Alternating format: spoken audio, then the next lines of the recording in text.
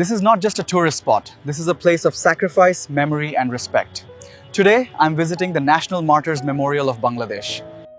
Hey everyone, welcome back to my vlog. আজ আমি এসেছি জাতীয় স্মৃতিসৌধে, যা 1971 সালের মুক্তিযুদ্ধে শহীদদের স্মরণে নির্মিত। This place is one of the most important landmarks in Bangladesh. জাতীয় স্মৃতিসৌধটি ঢাকার সাভারে অবস্থিত। এটি ডিজাইন করেছেন স্থপতি মাইনুল হোসেন। 1971 সালের মুক্তিযুদ্ধে যারা জীবন দিয়েছেন তাদের সম্মান জানাতেই এই স্মৃতিসৌধ নির্মাণ করা হয়। এই স্মৃতিসৌধে 7টি ত্রিভুজাকার স্তম্ভ রয়েছে, যা আমাদের স্বাধীনতা সংগ্রামের বিভিন্ন ধাপকে প্রতীকীভাবে প্রকাশ করে।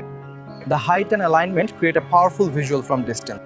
এখানকার পরিবেশ খুব শান্ত এবং সুন্দর। অনেক মানুষ এখানে আসে শুধু ঘুরতে না, বরং শ্রদ্ধা জানাতে। You can feel a deep sense of respect in the air. Honestly, এখানে দাঁড়িয়ে মনে হয় স্বাধীনতা কতটা মূল্য দিয়ে অর্জন করা হয়েছে।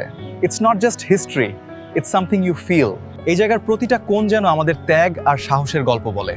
আপনি যদি একজন বাংলাদেশী হন, তাহলে জীবনে অন্তত একবার এই জায়গাটা ভিজিট করা উচিত। Respect this place, আর এর পিছনের হিস্টোরি কখনো ভুলে যাবেন না। Thanks for watching. Like, share and subscribe for more meaningful vlogs.